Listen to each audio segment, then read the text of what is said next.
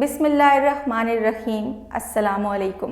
हज़रत यूनुस अलैहिस्सलाम का अपनी कौम से नाराज़ होकर कश्ती में बैठना और फिर मछली के पेट तक पहुंचना, ये सारा वाक़या आज की इस वीडियो में बयान किया जाएगा। आपसे दरख्वास्त है कि वीडियो को आखिर तक लाजमी देखिएगा। मुफस्सरीन कराम फरमाते हैं कि अल्लाह ताला ने हज़रत यूनुस अलैहिस्सलाम को नैनवा की जानिब मबूस फरमाया। वहाँ के बाशिंदों को आपने दावत तौहीद दी, मगर वो कौम अपने कुफ्र व अनाद पर डटी रही। जब मामला तवालत इख्तियार कर गया और आपकी कोशिशें नाकाम हो गईं, तो अल्लाह ने हज़रत यूनुस अलैहिस्सलाम को हुक्म दिया कि अपनी कौम को आगाह करो कि 3 दिन बाद तुम पर अज़ाब इलाही के असरात नमूदार हो जाएंगे। अहले नैनवा ने इस बात को भी संजीदगी से नहीं लिया और अपनी रविश पर कायम रहे और आपका मजाक उड़ाया कि हम तुम्हारे रब की तरफ से अजाब के मुंतज़िर रहेंगे। आपकी कौम ने आपस में मशवरा किया तो इस बात पर सबका इत्तेफाक हुआ कि यूनुस को कभी झूठ बोलते नहीं देखा, लिहाजा इनकी बात को नज़रअंदाज नहीं किया जा सकता। मशवरे में ये भी तय पाया कि देखा जाए कि अगर हज़रत यूनुस अलैहिस्सलाम रात बस्ती के अंदर गुजारते हैं तो समझ लेना कि कुछ भी नहीं होगा, और अगर वो यहाँ से कहीं और चले जाते हैं तो यकीनन सुबह अजाब ज़रूर आएगा। हज़रत यूनुस अलैहिस्सलाम रात को ही इस बस्ती से निकल गए। सुबह हुई तो अज़ाब इलाही का एक सयाह धुआं बादल की शक्ल में बस्ती वालों के सरों पर मंडलाने लगा। जब वो इनके करीब होने लगा तो इन लोगों को यकीन हो गया कि अब हम सब हलाक होने वाले हैं। इस बारे में बहुत सी रवायात बयान की जाती हैं कि जब हज़रत यूनुस अलैहिस्सलाम वहाँ से तशरीफ़ ले गए और अज़ाब इलाही के असरात नमूदार हो गए, तो अल्लाह ताला ने अहले नैनवा के दिलों में तौबा व इस्तिग़फ़ार की तौफ़ीक डाल दी। वो अपने नबी यूनुस अलैहिस्सलाम के साथ ढिठाई से पेश आने पर नादिम और शर्मसार थे।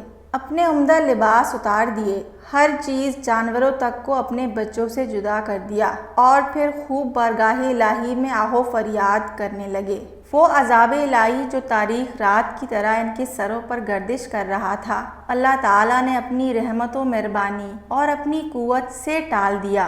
कुरान मजीद में अल्लाह के दस्तूर के जो असूल बयान किए गए हैं, उनमें एक ये भी है कि अल्लाह ताला किसी कौम को उस वक्त तक अजाब नहीं देता जब तक अपनी हुज्जत पूरी नहीं कर लेता। बस जब नबी ने उस कौम को मोहलत के आखिरी लम्हे तक नसीहत का सिलसिला जारी ना रखा और अल्लाह के मुकर्रर करदा वक्त से पहले वो खुद ही हिजरत कर गए, तो अल्लाह ताला के इंसाफ ने इस कौम को अजाब देना गवारा ना किया, क्योंकि इस पर इत्माम हुज्जत की शराइत पूरी नहीं हुई थी।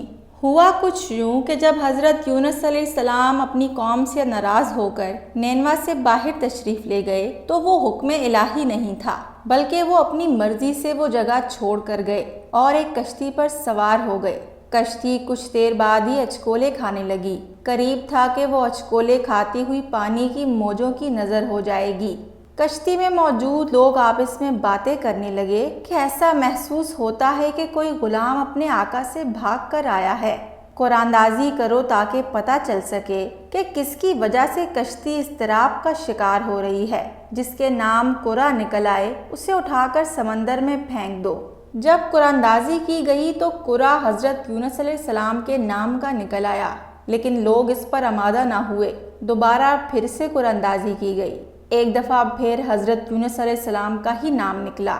आप जल्दी से अपने कपड़ों को उतारने लगे ताकि अपने आप को समंदर की मौजों के हवाले कर दिया जाए, लेकिन लोग इस पर आमादा ना हुए और उन्हें रोक लिया। तीसरी मर्तबा कुरानदाजी करने पर भी हज़रत यूनुस अलैहिस्सलाम का ही नाम आया। जब तीसरी मर्तबा भी कुरानदाजी करने पर हज़रत यूनुस अलैहिस्सलाम का ही नाम निकला तो उन्हें समंदर में फेंक दिया गया। अल्लाह ताला ने बहरे अक्सर से एक बहुत बड़ी मछली को भेजा। उसने हज़रत यूनुस अलैहिस्सलाम को निगल लिया।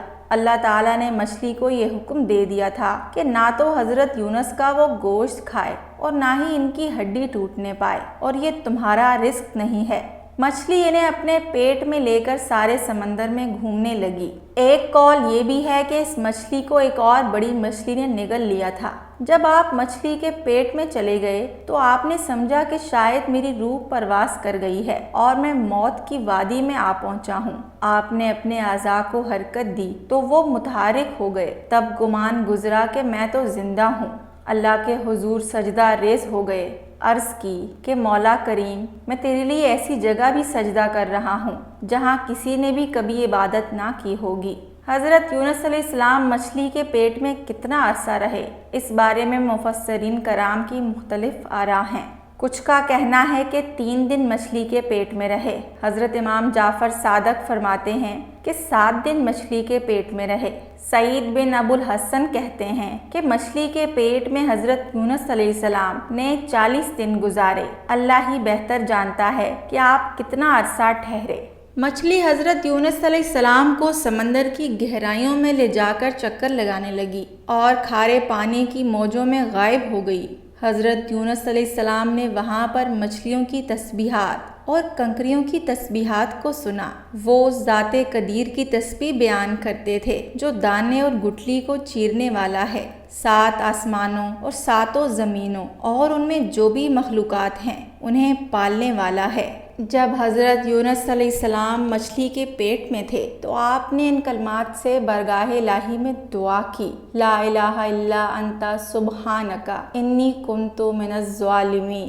حضرت یونس علیہ السلام کی دعا عرش الہی پر پہنچی تو فرشتوں نے عرض کی، یا اللہ، یہ شناساسی نحیف آواز دیار اجنبی سے سنائی دے رہی ہے۔ اللہ تعالیٰ نے فرمایا، فرشتوں، کیا تم اس آواز کو پہچانتے نہیں ہو؟ فرشتوں نے عرض کی، یا اللہ، یہ آواز والا کون ہے؟ فرمایا، میرا بندہ یونس۔ فرشتوں نے عرض کی، یا اللہ، تیرا بندہ یونس، وہ جس سے عمل مقبول اور دعائے مقبول مسلسل آتی ہے۔ پھر عرض کی کہ اے رب العالمین، کیا تو اس پر رحم نہیں فرمائے گا کہ جو اپنی پوری زندگی میں عمل مقبول کرتا تھا؟